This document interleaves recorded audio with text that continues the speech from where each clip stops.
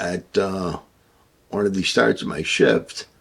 So when I was still a police officer, I see my Sergeant Doug Pahey, and I said he was still dressed in his civilian clothes, and he was already ready to go. Looked like spit polished.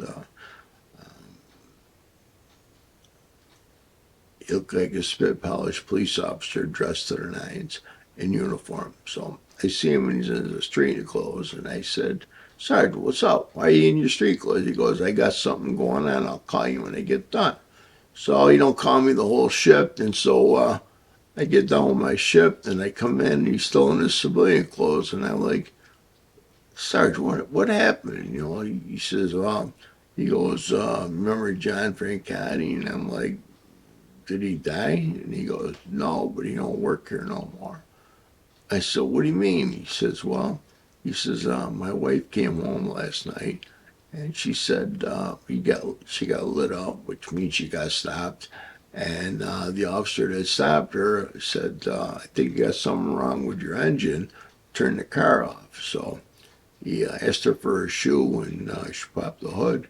And he went over there and was tapping all over the place. And so he gave her back the shoe and said, you're okay, everything's fixed up.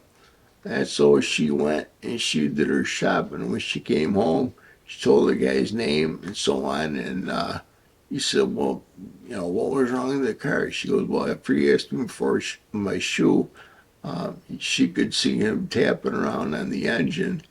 He's like, what do you mean? She goes, well, he wasn't just tapping the engine, he was tapping himself.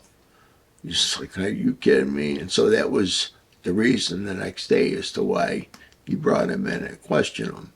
And so as time went on, probably about 10 years later, I get a call for a huge theft of property internally. So I get in there and he's standing there and I'm like, how the hell did you wind up here? And he goes, well, it's my father-in-law's place and so on.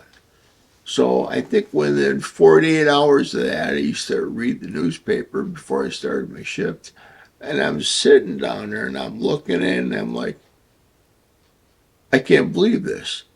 And they're like, why, what's up? And I go, he's doing it now as a civilian. He just was doing it again. And so he'd done the same thing as a civilian as he was as a police officer. And so he got burned to stake for that. So he stopped a woman and jerked off in front of her? Basically. With her shoe. With her shoe. He's a shoe deviant. And he wasn't concerned about her reporting it?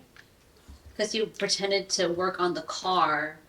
With the hood up. Jesus Christ. So he wouldn't be seen. That's why So she That's sees why- him later working at the rescue. It wasn't in the rescue mission. it was next door.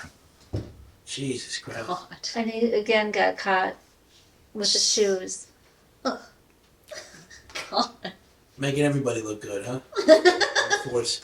That's like you said, though, nobody's going to believe this shit. It's just so